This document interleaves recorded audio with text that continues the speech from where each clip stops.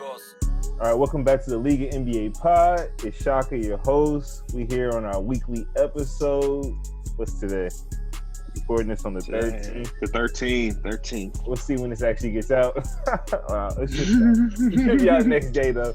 Go ahead and say what's up to the people. What's up, Chris?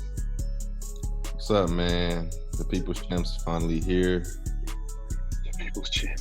The American sport finally started back today. The real American sport. We love basketball, but football started. Just want to shout that out. You know, this is an NBA pod. You can't say that. I can't shout out Cam Newton. You gonna shout out Cam Newton? Can't shout out Cam, bro. He threw Cam Newton, bro. Can't throw it up. All right. Anyways, what's up, Christian? Oh, what's good, pod? Happy to be back. I think I haven't done it like the last two pods. I think I missed the last 2 weeks. I know I missed last week for sure. But happy to be back. Lakers in the Western Conference Finals, like everyone knew was going to happen. Skip Bayless is already getting excuses on Twitter, by the way. Talking about LeBron already won his fourth ring and stuff, blah, blah. He was. All that bull crap, man. I'm like, come on, dude. But That's living. Man. But yeah, happy to be back for sure. You missed my Bucks Coach Budenholzer rant last time. It was very emotional. I almost had to take a moment to himself. It was crazy. Nah. Oh my gosh. Well, hey, turn your TV down, man. Anyways, so we can go ahead and get things kicking off today. I think we should get this news out of the way. Mike D'Antoni has decided to part ways with the Houston Rockets. Yeah. It's mutual, I guess. So, any thoughts on that? You know, I know it says it's mutual. I mean, I think we all know Daryl. I think Daryl Morey for sure wanted him back. The owner wasn't happy with the results, but I think it was honestly more D'Antoni, to be honest, bro. I think he understands that he maxed out this team and that their window has already come and passed. Their window was when, you know, they had Chris Paul and they were up 3-2 against the Warriors, or even the next year where KD went out. Like, that was their window. And they blew it. It's going to pass. I think it's going to be a very difficult situation moving forward, though, for the next coach that's trying to come in for the Rockets, because, like, those players are tied down. They're almost tied down to this system, to be honest. They're paying heavy money to James, Russ, and Eric Gordon. So, I don't know. We'll see where they go from here. And they don't have – if I remember correctly, they don't have first-round picks. So, no, they definitely are very it'd be very interesting. Do you think any of it has to do with Russ being there? Not like that Russ is a bad – like D'Antoni leaving? But, yeah, I'm just talking about just like maybe he doesn't feel like at this point, in order to make this team work, it's just going to be too much of a having to get people to buy into the system and all that. Yeah. I mean, I definitely think that's a part of it. You know, I mean, Russ, as we've seen, Mike D'Antoni gets the best out of his talent, but Russ right now can only play one way in that system, and it's not very conducive to winning.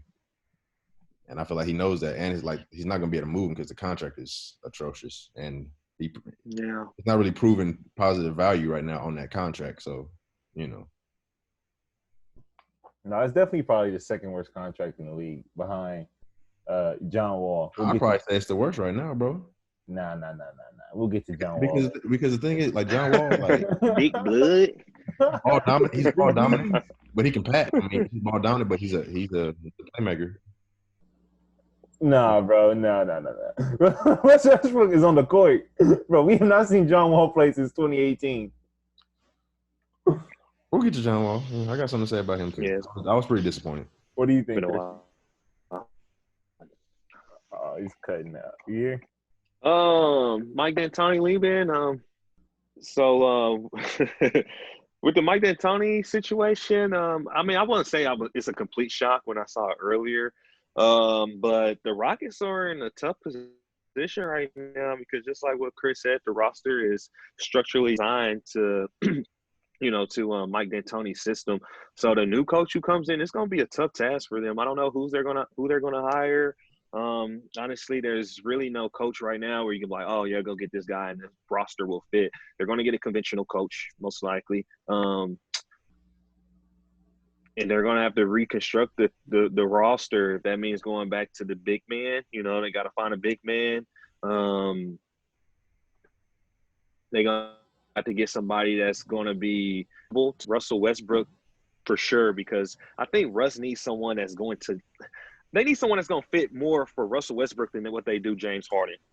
James Harden needs to go back to conventional shooting guard, playing off the ball a little bit more, and they need someone that's going to come in and that's going to be like, Russ, we need you to lead the offense, take control of the offense, be efficient. So it's going to be tough for them. I don't know who they're going to hire, but I'm actually intrigued. I'm going to see how Houston makes Westbrook. Russ a good player, man, but he's just so erratic at times. He's not that point guard where you say, hey, slow it down. I need you to give me 15 assists tonight and don't shoot. He needs to be more of a passer than a shooter. I'm tired of seeing Russ go 5 for 23. That's not hey, that ain't a good look, dog, for real. So but nah, you see what I think he's I don't know, man.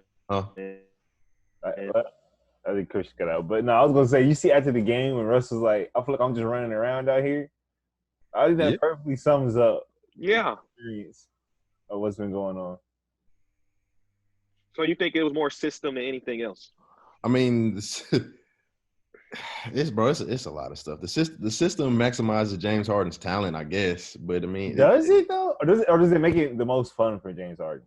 I feel like it kind of is like one of these things where I can't. This is what I'll say. I think it maximized early, but I know we've talked about this. Shocking, you said that you heard it from. They talked about it on Dunked On.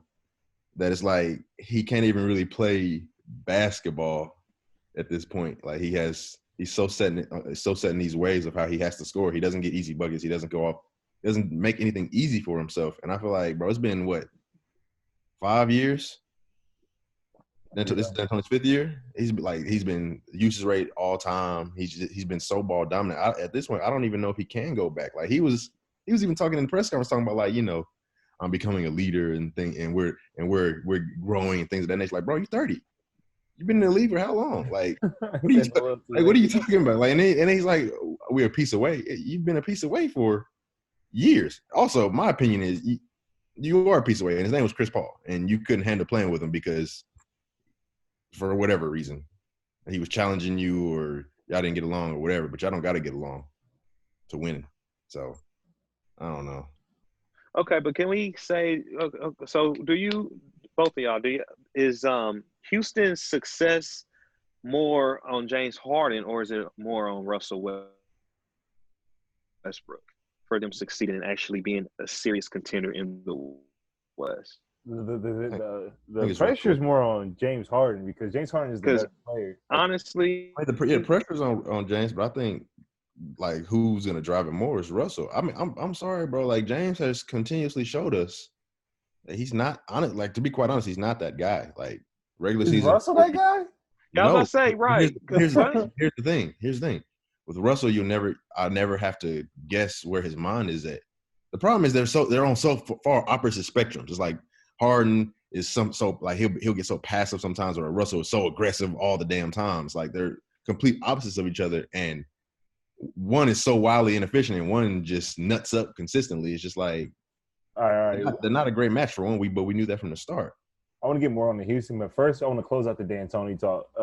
One thing I just thought about too was, at this point, do you think? All right, actually, I'll say this: do you think Daryl Morey had more input on the team based on what D'Antoni wanted, or do you think it was more just in Morey's plans based on what was going on with the small ball?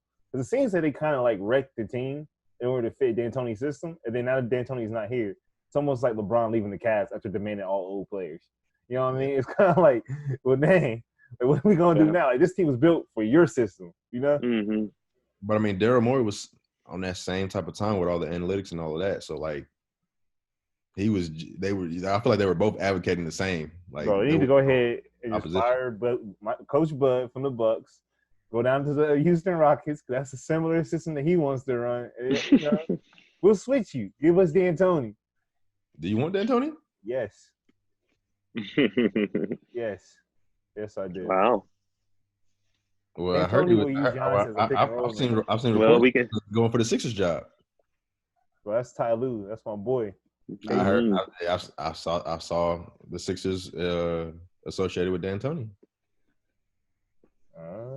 Yeah, we'll see, bro. We'll see. We'll see. You're gonna have Ben Simmons shooting 10 threes a game. You love to see it. All right, but since we're already here, let's go ahead and just get more into into the Rockets letdowns.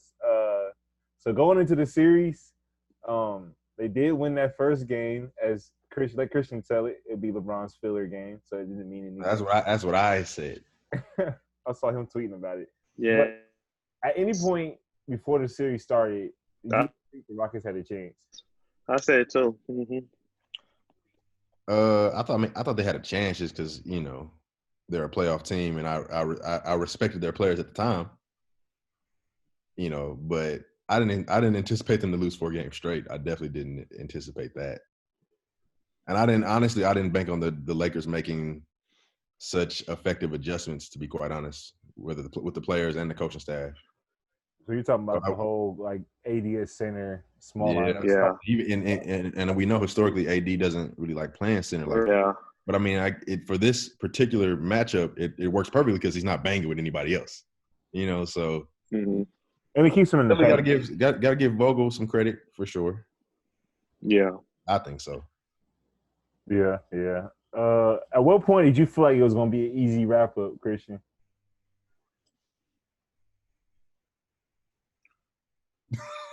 Oh my God! Hey, this man's connection has been trash all pod. After game 2. Oh, after game Hello? 2? Yeah. Can you hear? Yeah. You didn't hear me? You couldn't hear me? Chris, did you hear me when I said that? We heard after game 2. Oh, yeah, after game 2. Yeah, that's how – that honestly, like I said, game 1 is LeBron's filler game, like we've already mentioned. Literally every single time. Every series, literally every single time in the playoffs, if you recognize LeBron, hey, let me sit back a little bit. Of course he's going to play his game, but he's so smart. He's like, okay, let me sit back. Let me see what they're doing defensively on us. Let me see what they're doing offensively. And he goes to film session, whatever the hell he does, and he adjusts to it. Not only him, but his team does it. He does it every single series except the finals. In the finals, he won't do, finals game 1, this is the finals. So he's going to go out and be aggressive, things of that sort. But, what'd you say, Chris? Huh? Hello? Damn, no, I was agreeing with you, bro. Basically about the fill-out game. The only time I feel like that he's really come out and been aggressive in like a game 1 was that finals against like Golden State, where he knew like I don't even have a game to give. Yeah. Like this, catching this game 1 would probably be my best chance where he had 50. Yeah. Other than that, it's very consistent. But in our last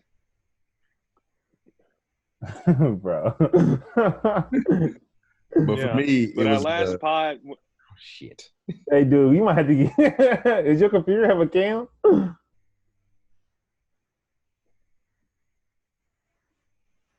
Hold on. All right. Hello? Can y'all hear me? Yeah. Yeah, I disconnect from Wi-Fi. I don't know what the hell's going on, man. That shit's annoying. Yeah. But can y'all hear me now? Yeah. All right, cool. So no, like the last pod that I was on, and we were talking about the second round matchups. I think I predicted the Lakers would win in 5 or 6. I believe I said 5, and I said maybe 6.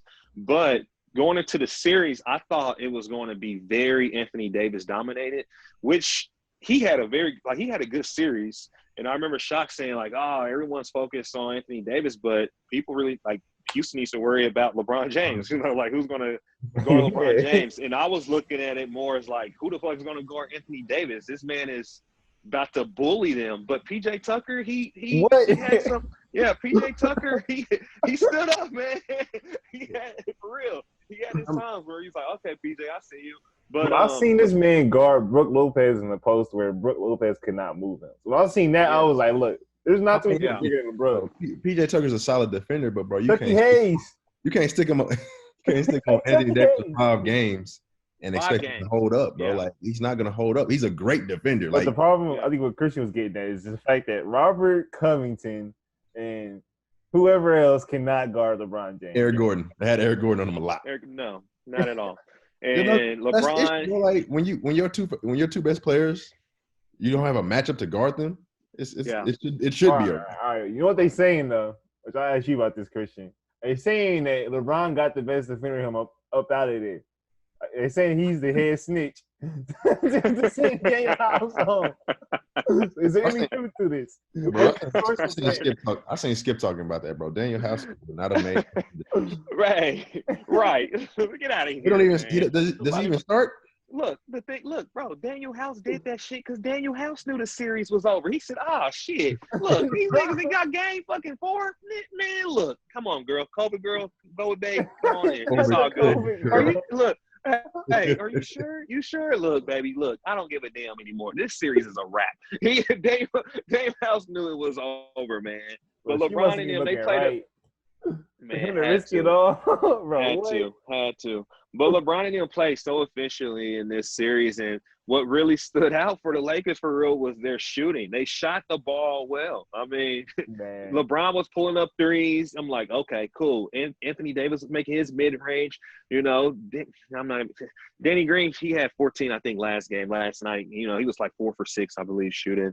He made a couple threes. KCP, you know, so like they spread the ball around and they had very good ball movement offensively, but most importantly, they were making their perimeter shots, and that's what really, you know, took them away from Houston and them even, you know, possibly having a chance. Is when the Lakers shoot well, no one. I mean, I won't say no one. Pretty much no one has a chance against them for real. That's just how they play ball. And then LeBron was aggressive. After the first game, I know people like, oh, he wasn't aggressive enough. And what did he do? He adjusted. He was driving to the rim. No one could fucking stop him. And then he was making shots on top of it. So, yeah, like after game 2, game 3, I was like, yeah, LeBron and them, they got it.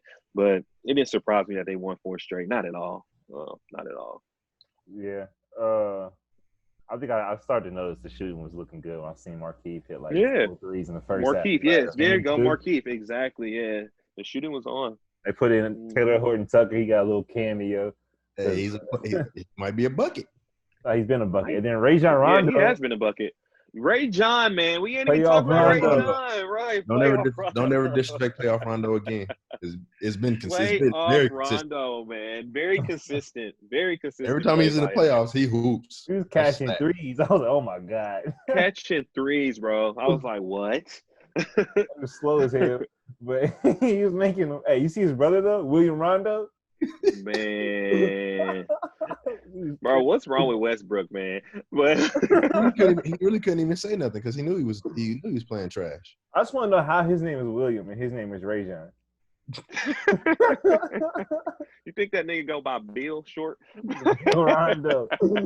Hey, Bill Rondo. Yo, but shit. News though.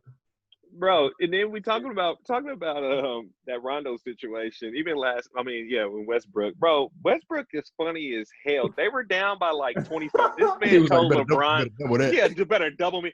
Bro, LeBron had to laugh. He's just like, dude, you are funny as hell. Brian was little broing him the whole series. Let's be smacking his shot. Oh my God. The compilation of it was bad. He banged blocked about 6 of his shots. It was bad. He gonna have him over the house in the summertime. Smoking a cigar. Oh, for sure. Hey, come to the house, little bro. For sure. But nah, yeah. Like, I know you had your little James Harden rant. We can go focus on more of like what they weren't doing. So this is your time to let us know what James should have did, because we kind of know what the Lakers were on. James is not the guy. I'm sorry. It really might be time to consider that maybe he's not a number 1 guy. Because here's the thing. It's like you can be a number 1 guy and not win a championship. But can we talk about how many like real true opportunities that he should have capitalized on multiple times? and even different roles of his career, bro. Like he should have made the finals 2 straight years. Like, to be clear, like, bro, if you're that guy, it doesn't matter how great that team is on the other side. I just need 1 game. Yeah. You know what I'm saying? Like if I got LeBron and I need 1 game, I can count on it. If I got Kobe and I need 1 game, I got Tim, I need 1 game. Yeah. Larry, if I need 1 game, KD, if I need 1 game, I can. Yeah, it's a mental thing for James. It's definitely mental for him, man. I can't count on him. Like he's historically shrunken. Like, bro, he be dropping 40 and 50 in the regular season. When's the last time I've seen James drop 40 in the playoffs. If he has, I might be mistaken. But when was the last time I seen it? Going 2 for 11 in basically the most important game of the season. That's not good, bro. That's trash, right? And like we all know that them 20 free throws is those that shit shouldn't even have happened. There's no way he got fouled that many times, but that's just how his game is. But bro, 2 for 11 is unacceptable. Oh man, just imagine if they would have. He's out there and he looks dejected. He does not look engaged at times. It's like, bro, this is the most important game of your season. Like, do you only care about regular season MVPs? Yeah, he's not engaged when it comes to playoffs. I don't know what it is, but it's not there. His mental, even when they lost game 5. I mean game 4. Yeah, game 4, I believe. It was just like, oh shit, it's done. You know, like you just look at his body language and he's just mentally checked out. Even his post game conferences, they asking him questions. He's playing with his fucking nails and other things. Like, what are you doing? You messing with the ice pack? Like, you're not even focused. He doesn't care. It's like, I don't care anymore. It's over. We're a piece away. What's that piece, James? I don't know. But one piece. I think they've maximized them. They've been maximized a couple years ago, and D'Antoni knows that, and that's why he decided to leave because he knew it's only getting worse. It's only going to get worse from here. Russ is getting older. James is getting older. It's only going to get worse. Is it fair to say though that James in the Rockets they had like the perfect squad like the year before? You know, with Chris Paul, with Chris Paul, exactly. And he got hurt because that was a great team. Because if Chris, a lot of people think if Chris didn't get hurt, that they would have definitely beat the Warriors, they would have. And I'm exactly. I'm saying if you're that guy, you have 2 opportunities. Go out there and win me a game. Go out there and drop 50 or 60. That's what you do. Go out there and win me one game. It's like, bro, it's on some real shit. Like, it's not even like the Warriors were balling out of their minds. Like, Houston was still defending at a high level. Like, they were in both of those games. Like, they were within range to capture both those games. And in Game 7, they had the worst three-point shooting performance in modern-day history, bro. Like, that's James Harden. That's your guy. That's your MVP. Yeah. I don't want to ever hear anything about him being the best scorer of all time. None of that. I'm tired of it. I'm done with him. I've made so many excuses for this man, bro. I'm done. All right, well, let's see. This series, I'm done with him. In this series, I don't ever want to hear that he's better than Dwayne Wade. I don't ever not better than Dwayne, not better than AI. I'm not none of them. None of them, bro. He didn't play Chris bad is done, bro. If AI can lead a team to the finals and go toe to toe with Shaq and Kobe, he's better. I'm sorry.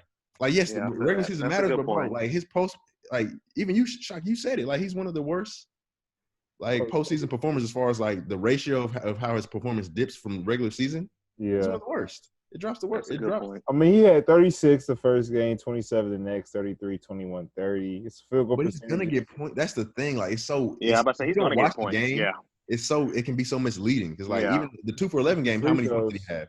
Exactly. It kind of reminds me of Kevin Durant before he left to go to Golden State. You know, we know that Kevin Durant was going to put. You don't think so? Because I feel like that's what Kevin Durant used to get ridiculed for was his mental. It's like, dude, you're one of the best players in the damn world, and you just got this weak ass mindset. He led a team to the finals and lost to LeBron James. That's what I'm saying. Like when we talk about Kevin, we don't have like these glaring. Like they blew the 3-1 lead, but it was him and Russ. Like they both kind of fucked it up. I think the thing with James Harden is it's the way he scores. Like he scores. At this point, I'm saying at this point in his career, he's more of an in the flow of the game scorer. Like like there were times like in the past couple of years where James Harden would literally be on fire and he's really just hitting like step back three, pull up at the elbow, layup, blah blah blah, whatever. But at this point in his career, kind of what we mentioned earlier. He's kind of rigged the game so much or found so many loopholes in the game. It kind of just like takes advantage of like mistakes now, right? He's not really being the aggressor at all times where it's like, put the team on my back. I need like to get 8 buckets this quarter in a row. Like, you ever see like when Kawhi plays? Like when it gets down to it, not today. We'll get into that. But a lot of times you'll see Kawhi. He'll go and get to his kill zones. You know what I mean? Yeah. Like LeBron will put his head down like, all right, I'm about to get some layups. What are James Harden's kill zones? He doesn't have any anymore. The step back. What's his go-to easy? Like, how can he get an easy bucket? He doesn't get easy buckets anymore. He doesn't even do like the Euro for anymore. Remember, he used to really like. He doesn't even do that anymore. Anytime he drives, he's really just looking for a foul, bro. Every time. He just And he's still so good that he can go to the rim looking for a foul and still make the shot, even if he's not fouled. But it's just like I'm just So disappointed. where does Houston go from now? What does They, James Harden need on his team? Who does he Oh, they need? gotta Is it a trade. big? They gotta trade Eric Gordon. That's their best asset. That's the only way they're gonna make a significant trade or move, right? Yeah. Unless some team just really wants to bottom Westbrook. There's always There's always lesser GMs out there who you could take advantage of. Maybe there's a team that like isn't selling tickets. They need to sell tickets. You know what I mean? Yeah, I don't know what the. I don't know what He's that guy. yeah, but it ain't too many. I would say I don't know what like Charlotte or one of them kind of teams are doing right now. Or maybe like the Mhm. Kings. You know, you gotta take advantage of the Kings, but they have De'Aaron No, Fox. there's no way. There's no way the Kings are trading for Russ. Maybe you try a Russell John Wall swap. Why would I want that with Bradley Beal? I don't know, dude. That's what I'm He's the saying. worst. There's no obvious There's no trade fit for partner. him. There's I literally did no see way. one. I did see one. I think it was who was it? There was one decent one out there. I forgot who it was. A bottom team? It was a one, not the worst one of the worst teams, but it was pretty low, like a non-playoff Cavs team. or somebody? Huh? The Cavs or somebody? No, I can see the Cavs bite on the Russell. James needs another walking Kevin Love? bucket on the side of him. He needs another bucket. And I mean, I'm not saying Russ isn't. He's not consistently that. I think he needs someone that's going, regardless if it's a big man or if it's a guard, someone where he can rely on getting buckets too. I mean, James is going to get his, but when he having his off nights and his mental ain't there, okay, cool. I can rely that this person's going to get the job He's done. a closer. A closer too. That's what I'm why saying. Chris But it's Paul something was like so LeBron and valuable for that AD. team. What That's position do you think that player needs to be? His Robin, right? If he is, It either needs or his 1B. It either needs to be a point guard or like a wing, like a forward. One of the two. So I think it needs to I be a don't big know. man, bro. I do too. I think it I needs to don't- be a I don't 4 or agree, a bro. 5. I I don't do. agree. Because him and Capella, that was a thing. No, it was, but who's gonna close the game? Bro, you can have a center on the court at the end of the game. No, I'm not saying you can't, but I'm saying, you're hoping that James Harden is closing games out? When has that happened? I'm saying is the reason he's not closing games out is because they're literally doing like what the Bucks were doing, like where everybody just stands around and watches James. But even when Chris Paul was there, he wasn't closing games out. Chris Paul was the closer. I get that, but I'm saying if you have a role man and a coach who has an actual system, an offensive system, then you give James places to go. You give him things to do. You know what I'm saying? No, I mean I agree with that, but Like what if they went and made a trade for like an Andre Drummond? You know what I'm saying? no, I think they probably need. I think so. They need somebody a little bit more versatile than that. I would love to see him with like John Collins. That would be amazing, but that's never going to happen. No, but no, maybe they can take advantage of them somehow. Nah, bro, because the only way you're going to get a John Collins is like a major player, and their major player is Russell Westbrook. And I don't think they'll be that thirsty for Eric Gordon. But I do think you might be able to pull off an Aaron Gordon trade, right? Like take every asset you have left. Huh? I'm not in love with that. Huh? I'm not saying he's a bad player, but he's not going to be the guy to take them over the hump. He's going to fit right into that with Robert Covington's and all of them. Just it'll be a little better than them, but yeah, I don't know, man. It's gonna be tough, bro. But I do think Eric Gordon gets shit because that's really like their only. He has to be good. It's clear that they have to change something up, and like you said, he's the only. he's the highest trade value in my mind. Yeah. Well, I do think you can make a Russ for Kevin Love trade though. If you sweeten it enough, I can see you being able to pull that off. They got the same years on their contract. I don't know the same years. I know Kevin Love makes a lot of money. You might have to put like Tristan in there. Mm-hmm. Yeah, Kevin Love, he does make a lot. I wouldn't be mad with Tristan. I like Tristan more than Drummond personally, but that might just be some personal shit. I'll tell you probably say both of them. Because basically what it does is allows the only way you trade Russ Westbrook is we trade him to a team that has like 2 bad contracts, and they feel like Russ Westbrook can offer their team something in terms of like just selling tickets, right? So I think that they'll be willing to cut bait on like a Darius Garland or Colin Sexton to a different team if they get Russell Westbrook. You know what I'm saying? And then you can move from there.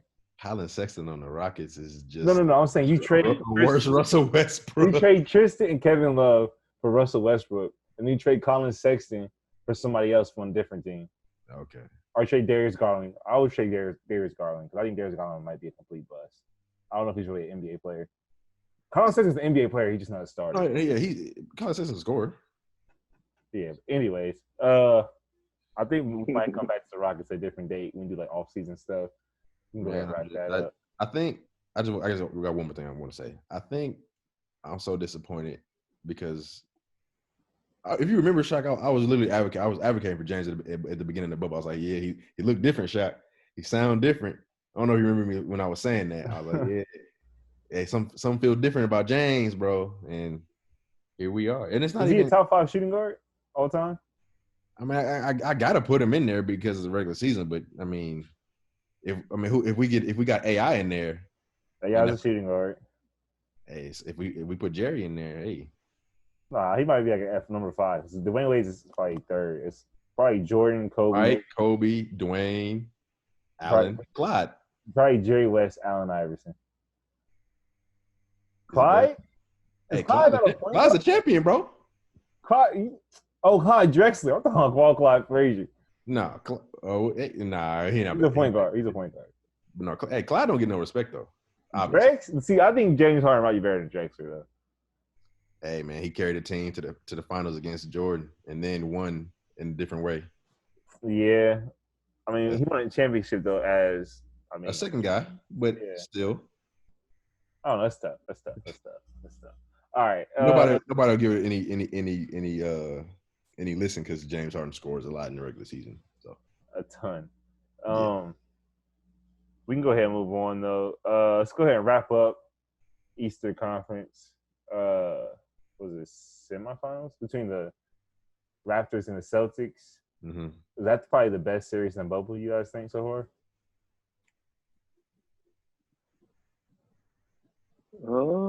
Yeah. The Raptors and Celtics series was either that one or Utah and Denver. Although there was no defense being played in that series, so I think if we look back in time, I think those records that Mitchell and Murray have, I think they should have asterisks by them. Okay, because look, there were games where the Nuggets weren't doing anything to stop Donovan Mitchell, and then the Jazz weren't making any adjustments to stop Jamal Murray. They're in the bubble. Yeah, they're hitting shots. There's been plenty of teams not making adjustments though. So no. They're not alone in that. They're up there with Allen Iverson and Michael Jordan for playoff performances. That doesn't feel good to me. I don't feel comfortable. But you also gotta understand, bro. Giving 5 years. Away crowd. No, but I'm saying given 5 years, you might feel completely differently. Jamal Murray is 23? Donovan Mitchell's 23? Like they're so young. Give it 5 years, you might be like the narrative will be probably completely shifted. The league will probably see how it all pans out. Exactly. So we don't know. They're so young, bro. No, they definitely did their thing. But I would say that I think the Raptors Celtics series is more entertaining for me just because it's just two better teams. I believe the Raptors would beat the Nuggets, and I believe the Celtics would beat the Nuggets as well. The only thing about that series is when game is it game 4 when OG hit the game winner? Yeah. Is that game 4? Yeah, like if OG doesn't hit that, they lose they lose 4. You know what I'm saying? They're swept 4 or 5. Or they're losing in 5. So that definitely changed the whole series around. But hey, that series was entertaining, man, to the end. Even game 7, it was, a lot of I want to say sloppy play, but Kyle Lowry, Kyle Lowry got fouled out, I think, with 2 minutes left or minute something left. And he didn't really have a good game. Pascal was terrible the whole series. Oh my gosh, talking about Siakam, him and his freaking one spin move or his up and under move. He needs to freaking hit up Hakeem Olajuwon this fall/winter. But he just hit the weight room up. Yeah, that I don't know. He just didn't come through. Yeah, but Toronto, both teams, Toronto has a good defense, and then Boston just has this, incredible offense where everyone can shoot or go off at any given moment. So, yeah, I agree, Shock. I would probably say Boston and Toronto. It was a good series to end, definitely. I think I know we talked about this before the series started. I just had more faith in the Celtics, shot makers than the Raptors, and it showed to be true. Siakam had a terrible series. Although Kyle played well, I think overall, but there were still games where he didn't have a great game. And then Fred obviously was hit or miss, whereas Jaylen Brown can go like 1 for 6 from 3 and still have a great game. I just have more confidence in them. Even when Toronto started playing like the boxing one on Kemba, and like they kind of nullified him a little bit. Their other guys stepped up with Tatum and Brown, and even Smart. Smart played a fantastic series. Smart has had a career-changing playoff run so far. Oh yeah, for sure. Yeah, but I'll say this. I think out of all the teams, and I get that the altitude for Denver and Utah is a thing, but they're both altitude teams. I think the playoff being in the bubble has hurt the Raptors more than any other team. Just because having to go to Canada on those away games, you're getting there late at night, 2 a.m. in the morning, got a game the next day. And then the Raptors crowd is nuts. It's probably top 5 crowds in the league. The We the North people or whatever. But is that necessarily unfair? No, I'm saying to you is this too. It's like the way they plays into the crowd. Like let's say the Lakers, right? The Lakers are an up-tempo team. They fast break and stuff like that. They're a veteran team that really just plays off of LeBron, right? You look at like the Clippers too, right? The Clippers aren't like juiced up by the crowd. The Clippers just do what the Clippers do. You know what I mean? The Raptors are a fast break, high tempo, emotional team, and their leader, in terms of just their best player, Pascal, is definitely a guy who plays off of energy. You know what I mean? He's a very athletic dude, kind of just like goes with the flow of the game.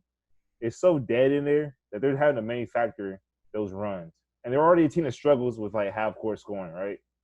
Out of all the teams that are left in the bubble, they have the worst half-court offense, if you ask me. In terms of just guys that can hit shots. They score a lot of points off of turnovers and stuff like that. So I just feel like it would have been really hard for Boston to get those first 2 games in Toronto. You know what I'm saying? And then in the bubble, the Celtics are a team that has a lot of guys that hit jump shots, tough shots. You know what I mean? A lot of guys that are pickup players. So, like, you're having to guard these dudes in this setting. It's tough. But there were a lot of situations during the series where they were just thoroughly outplayed by the Celtics, bro, like effort-wise. And that's something you should never say. That's something you should never say about a Raptors team. Oh, was it effort or they just not hitting shots? So. There were times. Yeah. No, it was effort on a couple games, bro. The game was a game 5. They got blew off the floor. That's effort. They were literally just out efforting. Like they were, bro. It wasn't just shots. Yes, I feel like they probably got down because they were missing shots, but the effort should never leave. I feel you. What do you think was up with Pascal in detail? Like, do you think it was just like him getting exposed? Were the Celtics doing something? I don't really like using the term exposed because it's not like we learned something new. Like Pascal, it doesn't have a super refined offensive game. Right. And he's a lesser version of Giannis. Giannis struggled.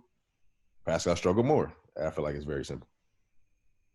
Yeah. Also, I agree. The reasons are different, obviously, but it's the same thing to me, to be honest.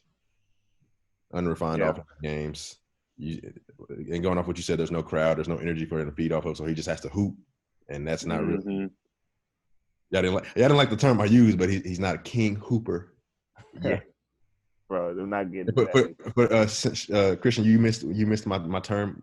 A king hooper to me is just somebody who can get buckets anywhere. It's not about them best.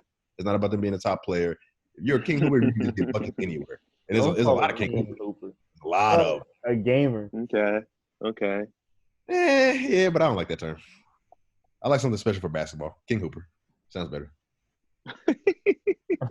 King hooper. Nah, Chris really just has. He broke it down. Pascal.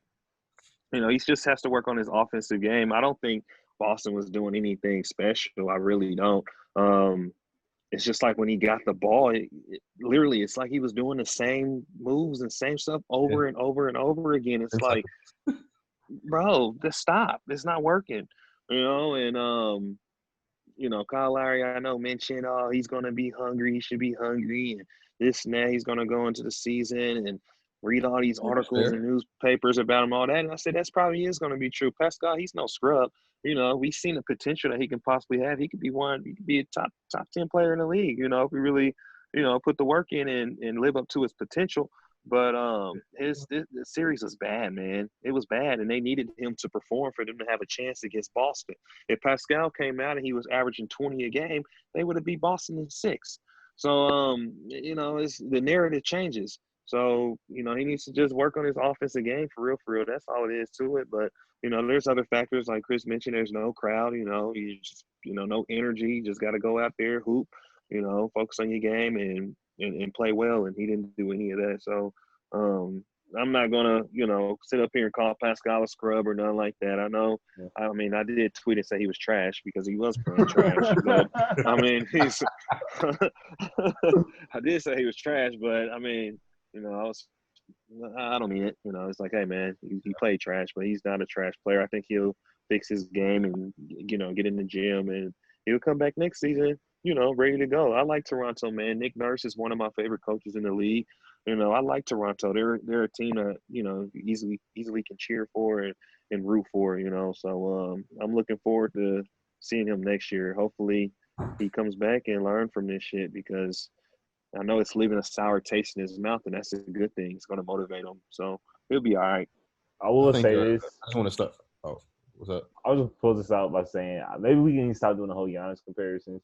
But I feel like what he struggled with is what Giannis is best at. Hear me out. He just don't like the comparison. I just want to say these last couple things about it.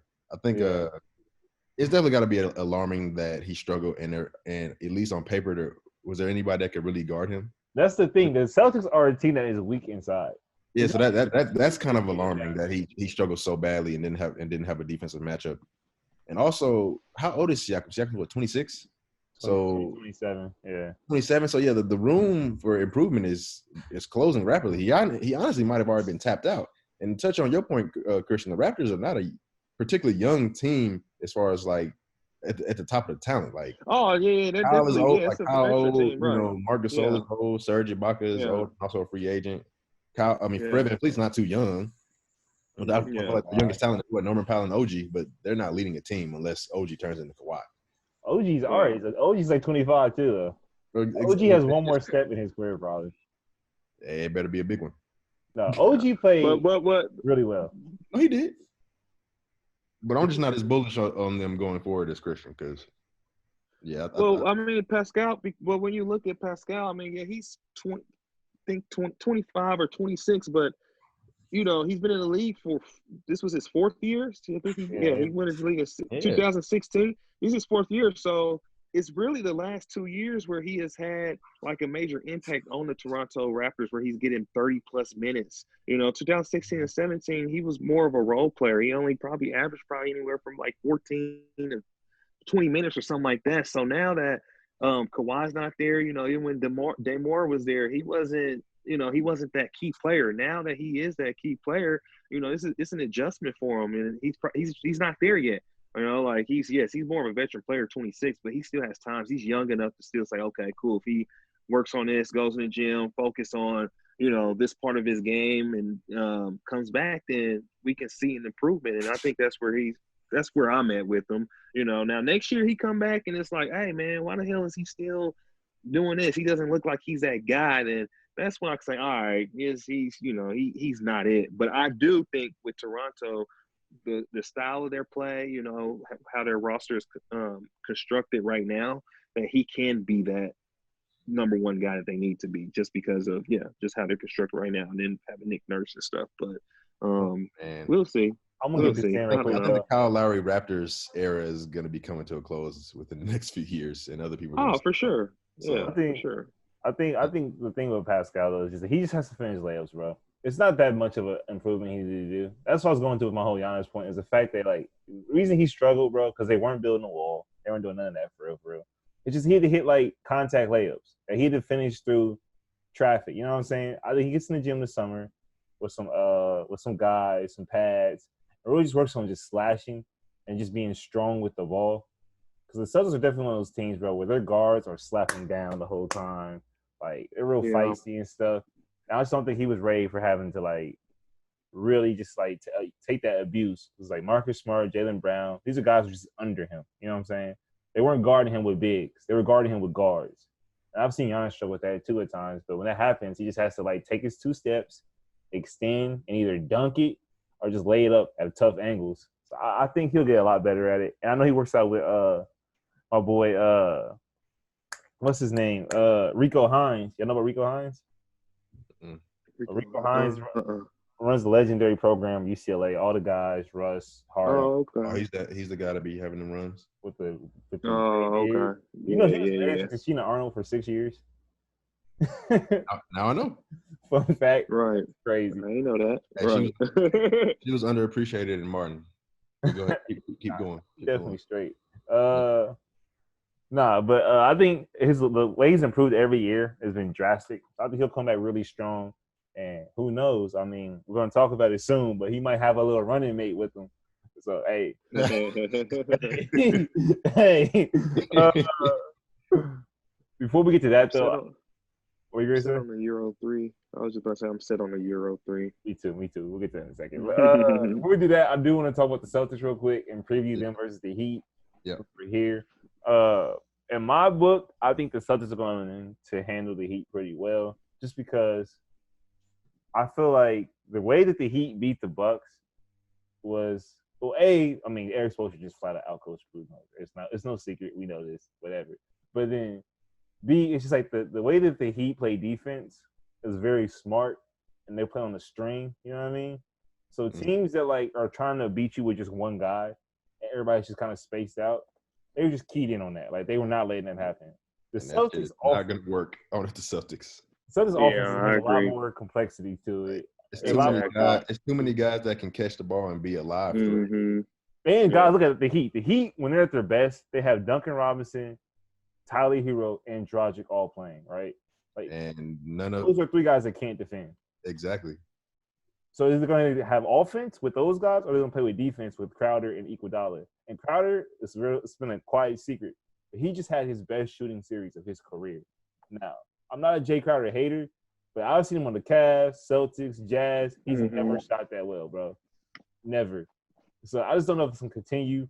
And it's like, can you really play and keep up with the Celtics offense with Iguodala and Crowder on the court? And keep in mind, I would say that the Heat, Raptors, and Celtics had the most complex defenses as well in terms of switches, scramming, Xing on the weak side. Like they have very smart, complex defenses. They will throw a zone in there. So they're going to be guarding these guys. You know what I mean? So it's going to be tough, man. What do you guys' thoughts on this series? You can go first, Christian. Well, the Heat is hot. We know that. They're very, very, very hot. No pun intended. Yeah. And then the Celtics, I just look at the Celtics as they just have more play. I look at them as a team that has more offensive playmakers. And I know Gordon Hayward was I think he was hurt, but they're saying that it's a good chance that he'll possibly come back this series. Jason Tatum looked great. He's going to be ball dominant. He's going to score. With the Heat, it's really it's more on Jimmy Butler, man. If Jimmy Butler can play well and he can play, he stays hot, then they're going to have a chance. But if he has one of those, he has one of those off days or he's not playing as well as he has the last couple series, I think the Celtics handle him.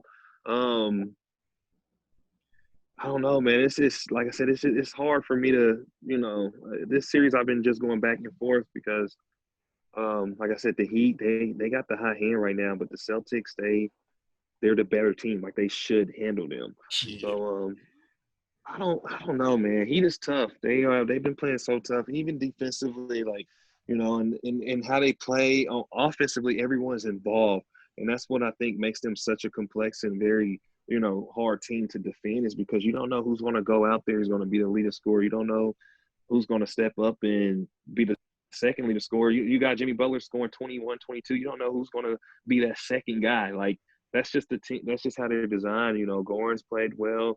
Like Shock mentioned, Jay Crowder, he's been okay. Duncan Robinson, Hero. They have a very balanced team. I don't know. Marcus Smart on the other side, Jaylen Brown. We gonna see. It's gonna be a good series. I'm leaning more towards Celtics, but I don't know. Something's telling me I that think something's the telling matchup me to that watch. Miami might get It's them. not hard for I me. don't know. It's the I matchup don't to know, watch is that man. Marcus Smart on Jimmy Butler. Like, there's a chance that Marcus Smart could really like take Jimmy Butler out of the game. Like, not stop him, but like really neutralize him. Yeah. That's a problem. That cannot happen for the Heat. What you gonna say, Chris? I was just gonna say it ain't nearby that difficult for me. I got the Celtics in. I got him in 5. I got them in 6 as respect to the Heat, but bro, for one, they're kind of there's similarities with this team. It's like they moved. I feel like they're both scrappy on defense in my mind.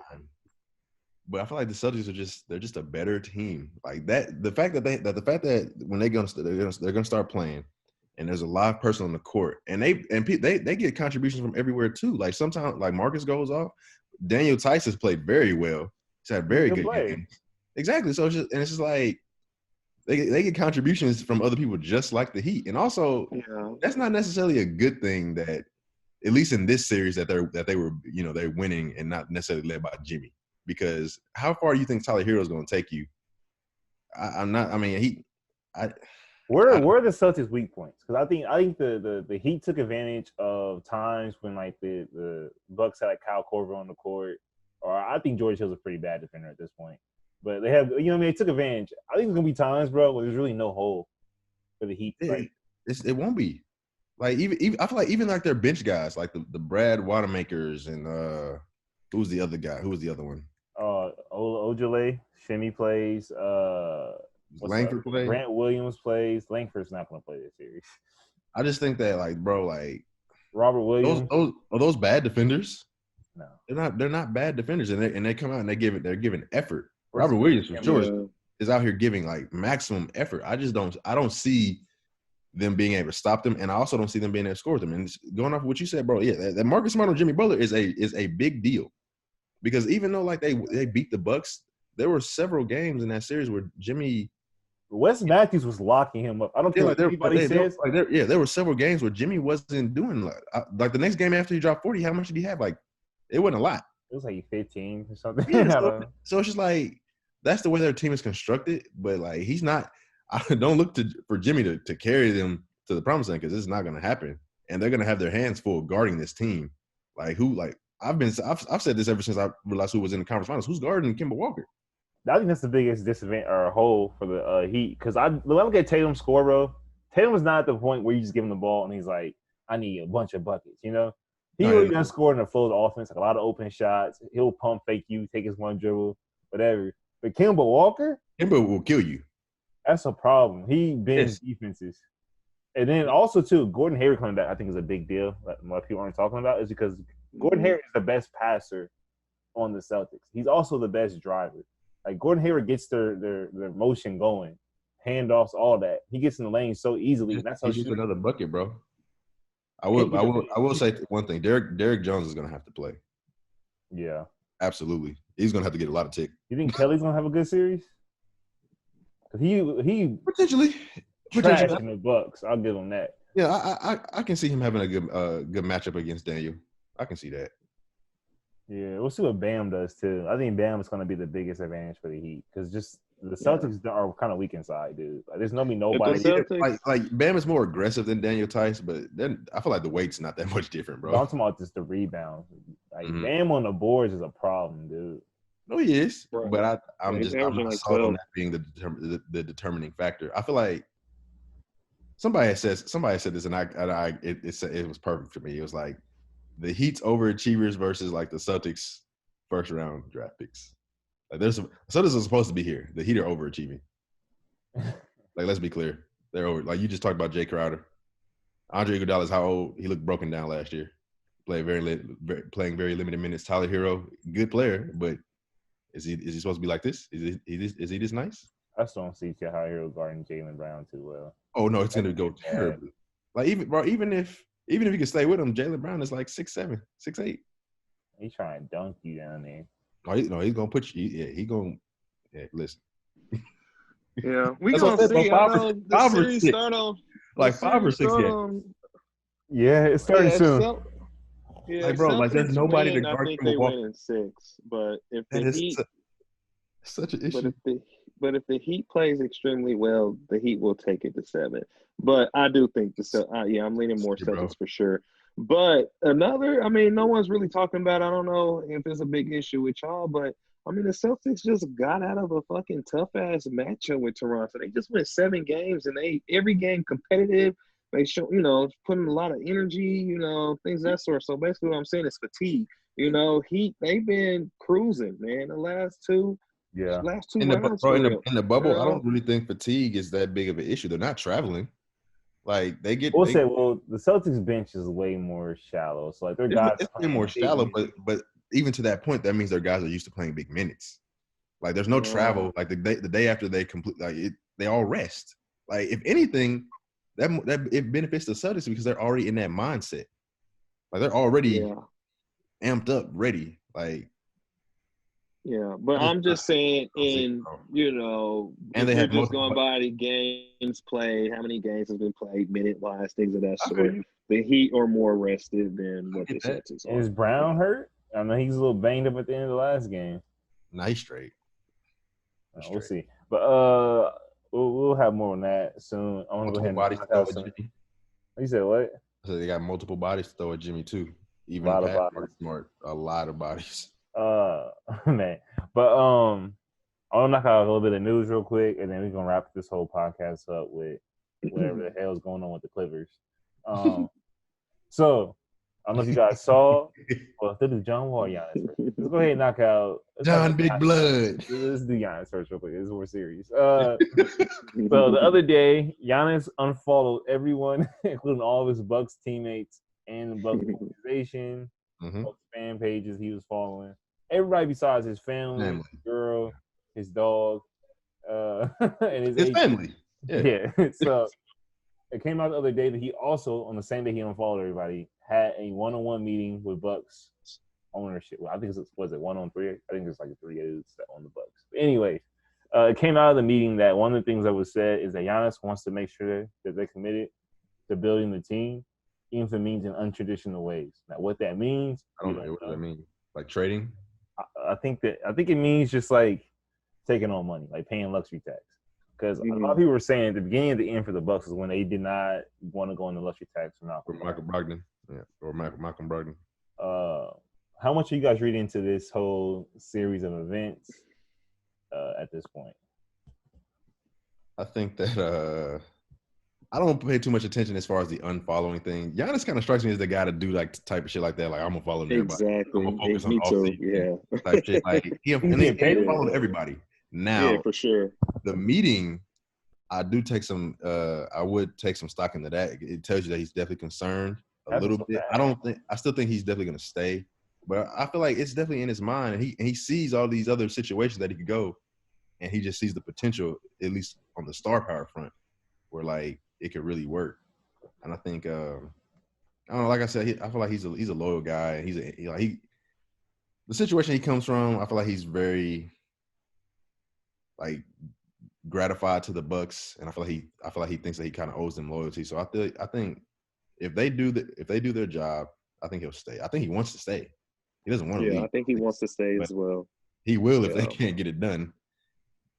But Bucks would be stupid to not accommodate him on anything he wants. So I think I think ultimately he'll stay, and we won't get the Euro 3. Thank God.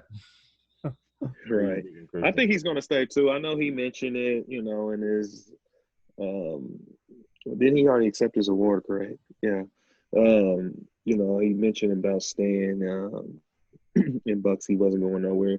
And the unfollowing thing, I'm not looking much into it either. I think it's just being petty at this point. And also just trying to steer shit up. But Giannis kind of strikes me as that person. But Giannis also strikes me as a person who's loyal, committed, into actually, trying to win in the franchise that he has been with since day one. So going into that meeting, he's a franchise player. He's a superstar. He's, top 3 player, top 3-5 player, whatever you want to say in the league. So of course Milwaukee is going to listen and try to accommodate as much possible into whatever he wants. So if that means, you know, I don't know.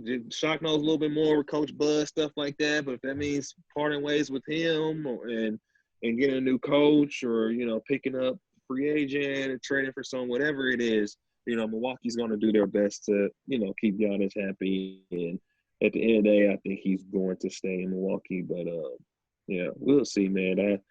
We're gonna see. I know he's disappointed, but I don't think he's gonna leave. He's not gonna request a trade or anything like I that. feel like Giannis doesn't strike me as that.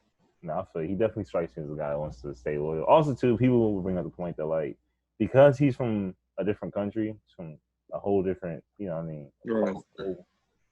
across the ocean. Like his American home is Milwaukee. Like when he moved over here when he was 18. He's never lived in a different city. So it's kind of like this is his hometown in a way, Yep. But I will say the Bucks are in a tricky spot because what I think would make them better the fastest or the most meaningful way, because they're a team that lacks a lot of assets to make a crazy trade, would be to change the coach, right? Problem with changing the coach is you're almost guaranteeing that you're going to lose more games in the regular season. Because Bud has basically found a way to like rig the season. Like he's a cheat code for winning regular season games. So he's had it since he was in Atlanta, So it's almost like taking a couple steps back to take more steps forward, right? It's going to mean playing some more young guys, DJ Wilson, playing. I forgot he was on the team. It's pretty nuts that he wasn't playing. It's going to mean playing like Frank Mason, who was G League MVP. Yeah. Playing these guys a lot of minutes, preparing for a postseason where you're going to need more guys with more juice off the bounce. You're going to need guys that aren't system players per se. Or just like what Chris says, Frank Mason's a king hooper, if you want to use that term. Like he's a guy that has a lot of juice off the bounce, can get his own bucket. But he may not fit into Bud's system. He's not a great defender. You need live players. Like guys that can make a play off the ball if they get it, and not just either shoot it or pass it. That's what I'm saying. He's going to have to start playing those guys. He's going to start playing Dante DiVincenzo 28 minutes a game. Like really trusting him with the ball, Like those are the type of things. Dante. No, I like Dante. I wasn't high on him because you were so high on him, but now I'm high on him. These are the type of things that when you get in the playoffs, you're going to need to be able to switch your system, have other guys step up, all that kind of stuff. But that means you're going to take your lumps in the regular season, and these guys will have to make their mistakes. Right. So I think firing Bud would be like the best way to improve the fastest or the most meaningful. But I think that's one of those things that Giannis is not going to like that. When Kidd got fired, it was really bad. So it's just like, if you're the Bucks, you pull that trigger and do that when you know you're already on thin ice. And then the second thing is making a long-term trade for like a Chris Paul. That's like the name going around right now. While Chris Paul would definitely help, and it might help to win a championship, it's just that like if it doesn't work, you're 100% guaranteeing Giannis is leaving. Because your team is stuck. You know what I mean? Like, so it's like, do you really want to risk it all? Potentially to trade your whole team to match Chris Paul's contract. Because look, he's making like $40 million. Eric Bledsoe makes $15 million. So just put that in perspective. It would take Eric Bledsoe, Ilyasova, Dante DiVincenzo, and that still wouldn't be enough money. It's like, but I mean, yeah, like you said, they're in a tricky situation because they don't want to fight. I feel like they've already come out and said that they weren't going to fire Bud. So if they don't make a change, then the very same thing might still happen, and he could leave because he doesn't see the progress. And on the outside with Chris Paul, like they're gonna have to make a choice, and they already said they weren't going to fire Bud. So I don't know. I feel like Giannis he's really emotional as far as when it comes to basketball decisions because like you said, it was very clear to see that Bud was not the guy.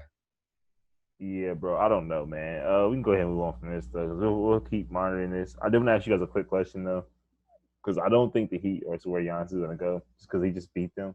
And I just feel like he's not gonna do that. He's not gonna do that. He saw. Do you think if you're Giannis, do you go to Dallas or Toronto? I'll start with you, Christian. Dallas. Yeah, it's yeah, Dallas, man. Luka though? Huh? You want to take a backseat to Luka, or you think he would be the backseat, or be like a 1A, 1B kind of thing? It's going to be a 1A, 1B. Yeah, definitely 1A, 1B. Right. Luka's going to be winning MVPs, and Giannis is going to be winning Defensive Player of the Years, and they're both in the MVP discussion, bro. Like it's going to be. I think Giannis might average more points too if he goes because he's going to be open so much on the roll and stuff. 32 and 15. He's gonna have Rick Carlisle. I like Rick Carlisle, man. He'll get the most out of Giannis. Bro, it's gonna be like 30 so. if he goes there. It's gonna be disgusting. Yeah. And then KP is the number 3, which I think is the number 2. That'd be insane. But the thing is, too, all they have to do is they have to get rid of Tim Hardaway, and they have enough money. It's so crazy. It's like, bro, because nobody makes money on the Mavericks at all. So It's like, that's pretty bad. Like, even the Raptors have to do a lot of, like, moving things around to make it work. Whereas the Mavericks are basically just ready to go. And Mark Cuban is the kind of guy where it's like, he wants He will spend money. Bro, the Mavericks are almost a better outlook in every sense of it. Like, in every sense of the word. Even if you think that Nick Nurse is a better coach, they're both championship coaches. Like, Rick Carlisle is not no scrub. He's also one of the best coaches in the league. They have more young talent. They have shooters. Like, bro, they're younger. Even with him getting paired with Kristaps, like, that it opens it opens the floor up more for Kristaps, for him to protect the rim more. Even when they're doing the pick and rolls, they're rotating with that. It'd be Giannis, it'd be him. Like that shit can get really freaking nasty, man. Filthy. Oh my god, it can be very, very filthy. Pick and roll options get disgusting. Oh man, people don't talk about inverted filthy. pick and rolls. Or Giannis running the pick and roll with Luka's defender trying to, like, you can do so much with it, bro. Like, you can flip it, it gets foul. It gets really foul. Yeah, it can get pretty nasty. Like the league should probably be over for the next 3 years, to be honest. If that happens, yeah. I don't even see any young talent coming up to defend that. Right. Like LeBron will be older, Kawhi and PG will be another year older, and they have no answers for Kawhi. In the game where everyone, though. In the part of Giannis' game where everyone wants him to improve in, and probably where he knows where he needs to improve is his shooting, of course. So now you pair him with Luka, that's opening up for him even more. They're giving him open looks probably majority of the games or time. So, if he improves on his shooting, he goes to Dallas and he can actually shoot better than what he has the last 2 seasons. Oh my God! Bro, he doesn't even need to improve on the shooting. He goes to Dallas. You treat Giannis like Shaq and Luka's Kobe. Right. That's it. And then you have Porzingis. As They're like, literally keeping exactly. Yeah. Like, bro, then you have like a fucking knockdown. You have knockdown shooters, like knockdown shooters. Shit is ridiculous, bro. It would be. I don't want to see it because it wouldn't be exciting. No, for real, it would be. I feel like, No shot to beat these. That the Mavericks also had the best offense in the league, basically because Luka has raised it, right? And the Bucks had probably, was it the best defense? Or it was right there? Because Giannis raised it. There's a chance they would have the best offense and defense. They're the best 2 floor raisers on each side of the ball. They're pretty nuts, bro. Anyways, unfair. Like, they would be a favorite to win a championship for literally like the next 4 years, 10 years. And the last thing is the way they played. The way the Warriors played was like, people hate it because it's kind of like light-skinned dudes hitting threes, talking trash. I feel like they didn't take as many threes as they weren't even leading the league in 3 attempts. It was a perception though, but I think he would just like to hate on Steph. I feel like the way that the Bucks would win, it would be even more hated because like Luka talks a lot of trash, right? He definitely does. He does. And Giannis is a real in your face, like, I'm gonna dunk on the best team or best player on the other team. Like, it would get real crazy, bro. They would be talking a lot. It'd be a lot of emotion on the court. Like, you thought Marcus Morris was bad? It'd be a lot more of that. But no, Luka tries to act like he be innocent sometimes, and I know he don't be, bro. I know Carlo had to have a talk with him one time. He had something to chill out because he be on the court just talking crazy to people. Hey, boy, you bet chill. Well, Porzingis too. You see, Porzingis got in a street fight in Latvia. Yeah, I remember that. Anyways, all right. Speaking of street fights, we're gonna wrap this up real quick. John Wall was a video posted of him throwing up gang signs in New York, big blood, all that other stuff. Just make this real quick. My question to you guys is 2 things. A, did he get a call from the Wizards front office at all? Or do you think they're concerned? And B, is he losing money off the court by doing things like this? Or does it just not even matter? Shit, last time that nigga was throwing up gang signs, he was playing his best basketball, so. It's a sign? He's back? It's a sign, but it's not a good one. But the sign is he's in a kickback with his shirt off. He had most likely high. There's liquor all over the place, so you know what that tells me? He's not taking care of his body. That's facts. No, for real. That's literally what that tells me. He's not taking care of it. You can't be.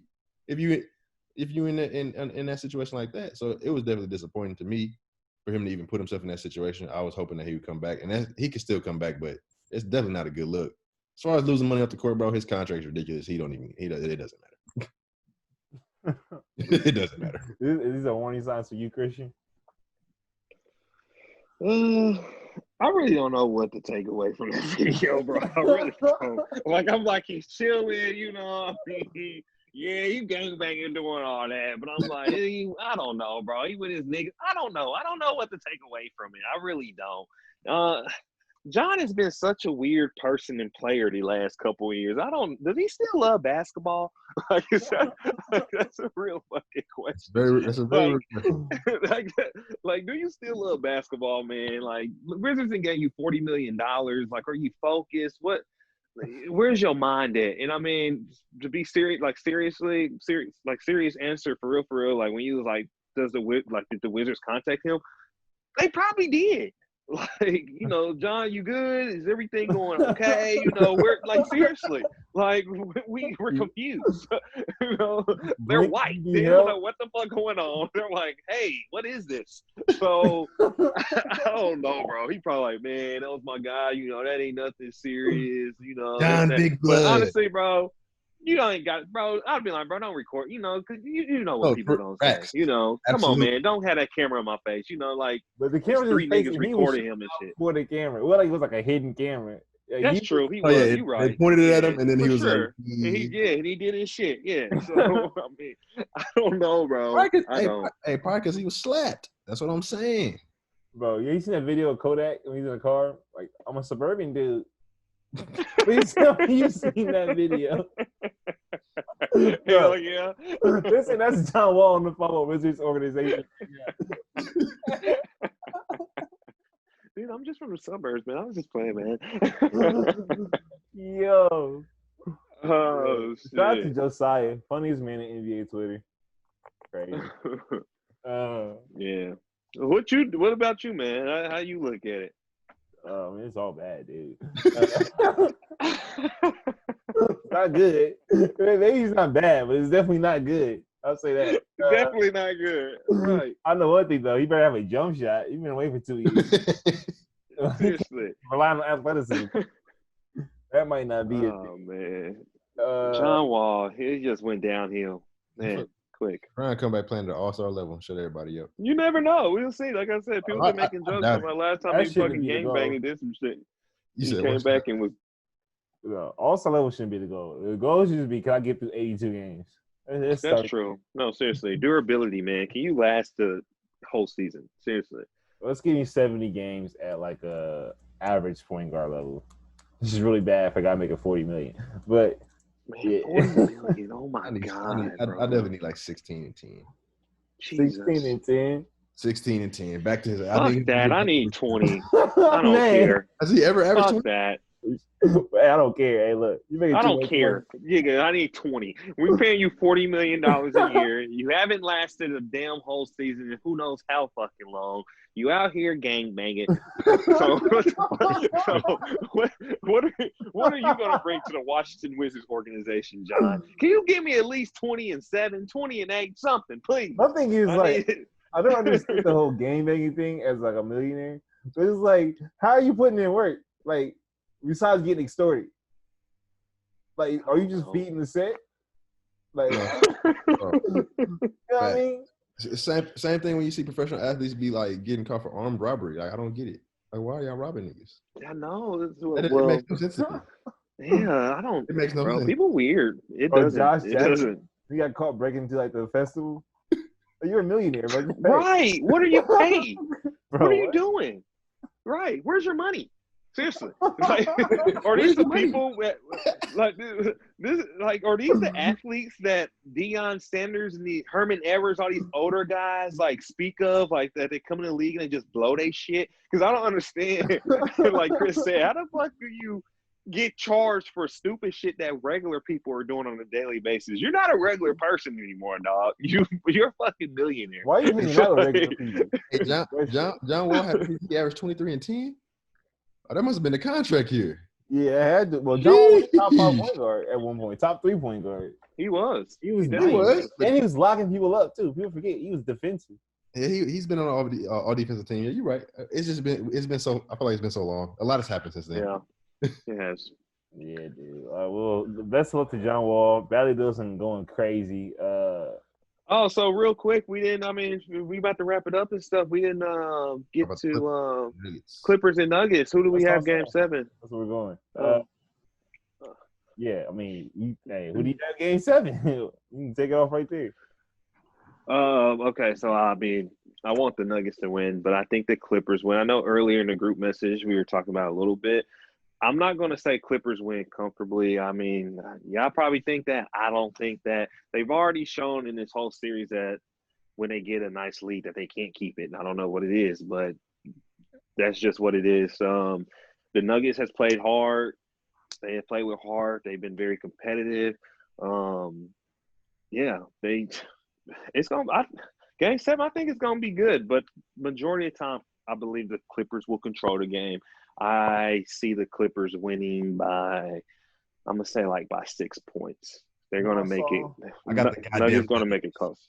I'm saying, you got the Nuggets? I got the goddamn Nuggets. Oh, God. Woo! You want to know why? Shit, I'm going to be rooting for the Nuggets, though. Don't count me wrong. I'm going to be rooting for them niggas, but I think Clippers will. Listen. The entire year, the entire playoffs. I've said this before. I think this really matters. The Clippers have been carrying themselves like they are a championship team, like they have rings, like they've won it. They really have all this chemistry. Like they can just flip a switch consistently whenever they need to. It's shown the last 2 games that they can't flip that switch consistently. They don't come out, but they don't come out with the right mindset. In the last 2 games, they should have won both of them. Like, let's be clear. I think this is honestly what I'm predicting. I think they blew it. I think this next game, the Nuggets are going to have a game. They're going to have a game, and they're going to be hot, and they're going to win, and they're going to win the game. Bro, they had 2 chances to where they should have closed it out, and they let them win it because they thought that they were like the Warriors, and they could just flip a switch, and they had the championship chemistry and all of that, and the pedigree and all of that, and they don't. And I think it's going to come back to bite them in Game 7. Yeah. I think Jamal Murray might have a game, to be quite honest with you. Here's my thing. Nikola did these are players too. Like they're professional players too. Like yes, the Clippers are they're a better team, but like a team can get hot, and they haven't really gotten that hot. Yeah, and like, Nikola made a good point earlier. They're definitely due for a big game. I see it happening, bro. And the way this year is gone, it just makes sense for the Clippers to lose and the Bucks to lose. It just makes sense, to be honest. But we were saying Nikola. I wouldn't be surprised, but I was just gonna make the quick point that Nikola, his post game interview, how he mentioned there was no pressure on him. They're like, dude, he's like, it's all on them. We're having fun. We're going out there. We playing our game. It's all on them. And it really is. The Clippers are like, yo, we were up 3-1. Like, we need to find a way to win this series. Denver, of course, they have confidence in themselves. Hey, y'all, we're going to go out here. We're going to play. And we're going to make this shit a series, which they have. But, hey, the ball's in the Clippers' hand. What are y'all going to do? Wait, we coming out here. We're comfortable. We're playing our game. But what are y'all going to do? And the Clippers haven't had an answer for the Nuggets in the second half, in the fourth quarter. So, average. Yeah. Well, here's my thing. When you see the Clippers get on that lead and they came all the way back, I saw a lot of Jermichael Green corner threes, Lou Williams, tough shot, Paul George, tough shot. You know what I didn't see a lot of? Kawhi Leonard, get the F out the way, give me the ball, kill zone. Yeah. I think this next game, bro, because the Clippers have the ability to get out in the lead of these guys. They do it every single game. I think when they inevitably get on that lead, because always starts the games out really slow or whatever, they're going to just slow the game down, and all those guys are taking shots won't be taking shots this game. It's not going to be equal opportunity offense anymore. It's going to be give me the ball, get out the way. Your name's not Marcus Morris, Paul George, maybe Lou Williams, and especially Kawhi Leonard. Don't take a shot. Second thing is Doc Rivers has got to be indicted for this. Like, when are we going to start treating it like it is, bro?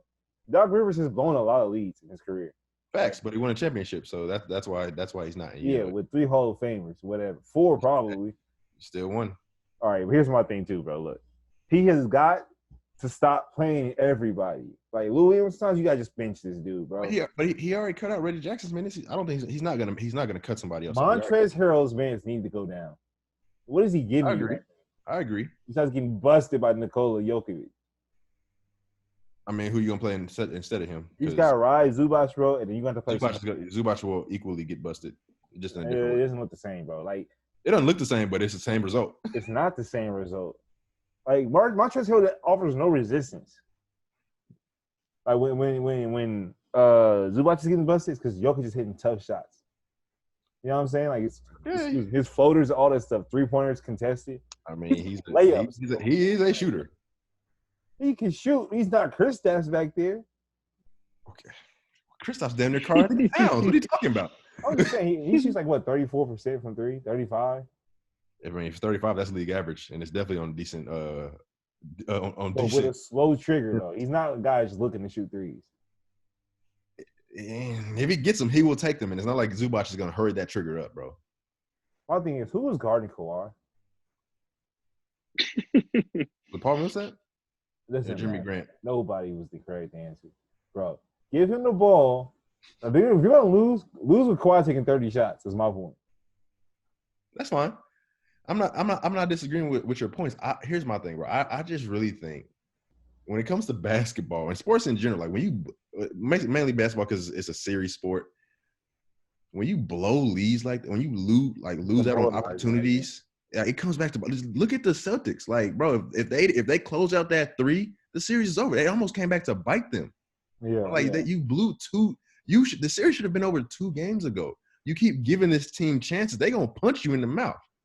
Like they have confidence, bro. Like I just don't see it going well, bro. I know everyone's like hoping on Kawhi. Like, bro, it's not like Kawhi has been broke. Like, he's been buckets. He's averaging probably around 28, 29 for the series. Shooting probably a crazy percentage. Probably high 40s, low 50s. He did not have a good game today. He didn't have – down the stretch he didn't. He had like 20 points? Yeah, like 25. He had 25. Did he? Yeah, I'm pretty sure. He had 25 and Paul George had 31, I think. So he had 25. George had 33. 33. Kawhi was 8 for 18. Not the worst. Not the worst. 3 for 5 from 3. It's the fact he took 18 shots, bro. He should have definitely been in the 20s. No, you're not wrong. But I like I said, bro. I just think you keep giving this Nuggets team, who they are definitely liable to go nuclear. Yeah, they definitely can, and they haven't. And the pressure's not on them. The pressure's on the Clippers. And I'm not saying Paul George is gonna have issues because he's played well since, but I really see the Nuggets winning, bro. I do. Yeah, we'll see, bro. They gotta score. They just gotta have a better game, dude. It really is in the Clippers court, and not having a real point guard and a real guy to set their offense up is going to be a problem. But you guys said that wasn't an issue earlier in the season. I never said that was an issue. I've been said that's their biggest weakness. That and then bigs, but Zubac has been pretty good. But no, Zubac has definitely filled that a little bit. But earlier in the season, that was also a bigger issue. I don't know. I'll say this though, you Lakers fans, don't let this fool you. If the Clippers get past the Lakers or the Nuggets, it's still gonna be a series. So. Oh no, of course. Oh yeah. That's why I hope. I think for all NBA fans, I think it'd be cool to see the Nuggets get past. But if we want a competitive basketball, we need the Clippers to go ahead and wrap this one up, man. I mean, but if they don't earn it, they don't earn it. And they're teetering not earning it. Let's be honest, bro. They're gonna pull some strings. I know somebody said that, but I mean, they're doing room checks tonight. Make sure everybody's living according to the law. I don't know about all that. The NBA definitely wanted Giannis in the finals, and not the Heat. They definitely would rather see the Bucks versus Celtics than the Heat and the Celtics. That's everybody. So I don't know, bro. I don't know if the Bucks are that much. Definitely. Media, the league, everybody would rather see Giannis. He's the MVP and Defensive Player of the Year. It's better for the league. It wasn't close enough to cheat, bro. It has to be close enough to cheat. Exactly, and I'm saying they get hot. I'm saying the Nuggets get hot. The Nuggets are not about to get hot, bro. I think the Nuggets are gonna lose by 15, bro. If I'm being honest. Okay. We'll see. It's a game 7. Okay. It's not gonna be because of effort. They're gonna Yeah, like this is Reggie Miller over there. the Clippers just gonna blow them out straight up, huh? I think they're gonna smack them, bro. They're gonna get that same lead. Only the Nuggets aren't coming back, so we'll see. Is there anything else we didn't hit? Well, no, tomorrow. No, it's Tuesday. No, the Tuesday is the Celtics and Heat. Yeah, and Clippers. So- Nuggets. Yeah. But just Why play today. They don't play back to back. Yeah. Oh, shit, you all right? They didn't play today. I'm tripping. You're right. Yeah. All right. I'm looking forward to the week, man. But I would definitely be rooting for the Nuggets just because I don't want to see the Clippers and fuck the Clippers. What if the Lakers lose to the Nuggets though? That'd be even worse. Oh man, it'd be bad. We don't gotta talk about It'd be that. bad. But we won't talk about that. Yeah.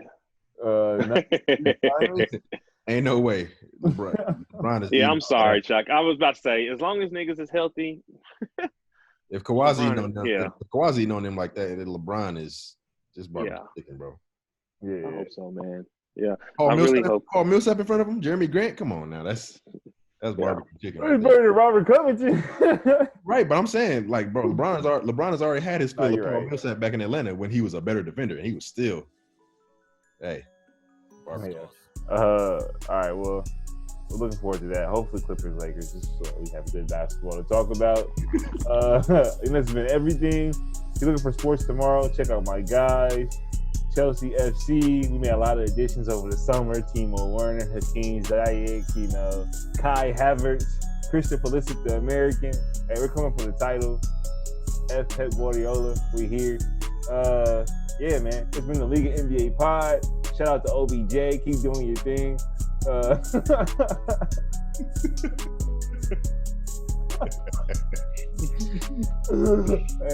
we'll see you guys next time.